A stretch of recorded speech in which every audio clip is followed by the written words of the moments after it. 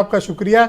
तो मायावती ने आज लिख कर, बोल कर, प्रेस कॉन्फ्रेंस करके, पब्लिकली सबके सामने मीडिया वालों के सब बीच भी कह दिया, अकेले इनकार कर दिया इनके साथ गठबंधन करने से।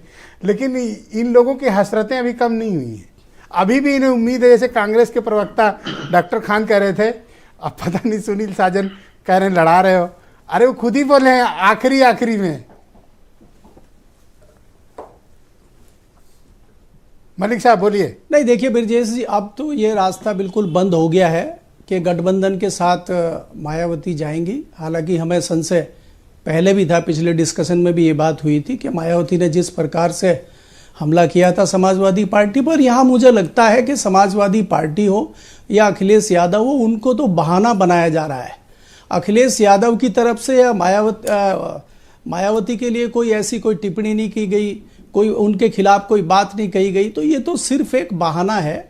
और कांग्रेस का भी बीच में ये बहाना हुआ था कि वो डायरेक्ट कर रहे हैं। भारतीय जनता पार्टी ने हाथी के गले में लगाम डाल रखी है और वो लगाम कस दी गई है, और वो जैसे ही लगाम कसी गई है तो ये मायावती जी की तरफ से घोषणा हुई है। आपको अगर कोई नेता चाहिए कि आपसे अलग विचार रखें, सरकार बनी थी, चुनाव लड़ने का फैसला करें, अपनी नीतियों पर जाएं, तो ये उन पर हमेशा ये इल्जाम क्यों चस्पा किया जाता है कि वो तो बीजेपी की भाषा बोल रही हैं। अरे उनके अपने विचार हैं, उनकी अपनी राजनीति है, एक तरीका है चुनाव लड़ने का, और वो नहीं ब्रजेश जी, और वो स्वतंत्र है ऐसा फैसला करने के लिए। देखना होगा हमें ब्रजेश जी, हमें यह देखना होगा कि आज के जिस प्रकार से भारतीय जनता पार्टी का विजय रथ चल रहा है, उसको रोकने के लिए कोई भी सियासी दल इस काबिल नहीं है कि उसको नुकसान पहुंचा सके। और जाहिर सी बात है कि उत्तर प्रदेश हो चाहे भारत के दूसरे राज्य हों, वहां पे इसीलिए गठबंधन की कवायद चल रही थी कि एक साथ मिलकर एक कैंडिडेट दिया जाए, तब तो हम भारतीय जनता पार्टी को कुछ नुकसान पहुंचा सकते हैं या उसको रोक सकते हैं। अन्यथा भारतीय जनता पार्टी को रोकना मुश्किल ही नहीं, नामुमकिन है। उसी लिहाज से मैं कह रहा हूं कि उत्तर प्रदेश में भारतीय जनता पार्टी ने जिस प्रकार से मिशन 80 दिया है, तो भारतीय जनता पार्टी का मलिक साहब, ये समाजवादी पार्टी और कांग्रेस के बीच क्या चल रहा है? अलग हो गई हैं। देखिए, अभी तो आपको दूसरा चरण में देखना होगा कि समाजवादी पार्टी और कांग्रेस के बीच में भी सीटों के बंटवारे पे अभी खींचातानी होगी। कितनी सीटें कांग्रेस रखती है, कितनी सीटें समाजवादी को देती है, कितनी सीटें आरएलडी को मिलती हैं, अभी तो ये तमाशा भी देखना बाकी है आपको। और मैं हमेशा कहता हूं कि आपको पहले सीटें बंटवारा होगा आपका, फिर आपका उम्मीदवारों का बंटवारा होगा, तो इसमें समय इनके पास नहीं है। जबकि भारतीय जनता पार्टी पिछले कई महीनों से अपना शाम दाम दंड भेद की तैयारी कर रही है, और भारतीय जनता पार्टी गठबंधन, उनके एलाइज या इन तमाम पार्टियों से बहुत आगे है। कांग्रेस तो इसलिए उसके रथ को रोकना मुझे लग रहा मुश्किल है। और कांग्रेस एक बड़ा पॉलिटिकल सेटअप के साथ काम करती है और बड़ा थॉटफुल प्रोसेस के साथ पॉलिटिकल इक्वेशंस पे काम करती है। समाजवादी पार्टी अभी डिकोड नहीं कर पा रही है कि कांग्रेस क्या चाहती है। जैसे पहले कांग्रेस चाह रही थी कि बीएसपी इंट्रोड्यूस हो जाए गठबंधन के भीतर, अब इनकी सीटों का बंटवारा भी फंसा रखा है। ये सीट बांटने जाते हैं तो कहते हैं व्यस्त हैं अभी, या अभी तैयारी नहीं, हमारे नेता नहीं आए। ये टाइम कंज्यूम क्यों कर रही है कांग्रेस?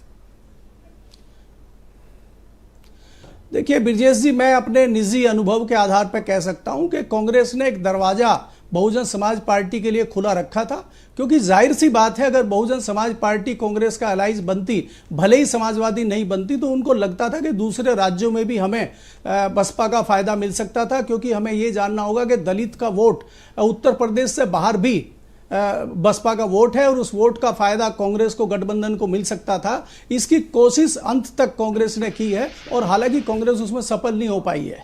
आपको देखना होगा कि भारतीय जनता पार्टी ने, मैं फिर यही कहता हूं कि भारतीय जनता पार्टी ने मायावती को किस प्रकार से प्रभावित किया। क्या मायावती जी अकेले चुनाव लड़के सफलता पाएंगी, जबकि उन्होंने अपना नेतृत्व अपने भतीजे को सौंप दिया है? उसके लिए बहुत बड़ी चुनौती है कि वो किस प्रकार से कर पाएंगे। मुझे यहाँ इस परिप्रेक्ष्य में ये लगता है कि फिर वही बात जो हमारी आपकी पहले भी होती है कि एक नया दलित नेतृत्व उतर सकता है। ये नहीं समझ पा रहा हूं थोड़ा सा अपना किसी को ये पॉलिटिकली किसी को होस्टाइल क्यों किया जा रहा है कि नहीं आओ गठबंधन करो, आओ गठबंधन करो। ये तो किसी को होस्टाइल करने वाली बात हुई ना। अगर वो अकेले लड़ना चाहती है, स्वागत करना चाहिए इन लोगों को, लड़िए भाई, ठीक है। नहीं ब्रजेश जी, अगर आप ये देखेंगे कि वो अकेला लड़ना चाहती तो अकेला तो वो 2019 में भी लड़ सकती थी, तो 2019 में क्यों वो साथ में मिलकर लड़ी थी? आपको याद होगा कि 2014 में वो 0 पे थी और इसी गठबंधन के साथ लड़के 2019 में वो 10 सीटें ला पाई थी। तो इस बार वो अकेले लड़के कौन सा बड़ा एक भाई अब उनके चंक एक ले अकेले आएंगी, बचे, एक उन्हें बहुत कोई बड़ा एतराज वोटों का नहीं। समीकरण आज बना पत्रकारों लेंगी ने और बहुत पूछा तो अधिक- उन्होंने कहा राजनीति में उतार चढ़ाव का वक्त आता रहता है। फिर दूसरे लोग क्यों चिंतित कर रहे हैं कि मायावती के ज्यादा सांसद पहुंच जाएं या जीत जाएं? क्यों चिंता किसी को जब उनको ही नहीं है तो? देखिए ब्रजेश जी, देखिए ये कवायद राजनीति की है जी। और राजनीति में तमाम जो ऐसी चीजें होती हैं जो पर्दे के सामने नहीं होती, पर्दे के पीछे बहुत सारी चीजें होती है।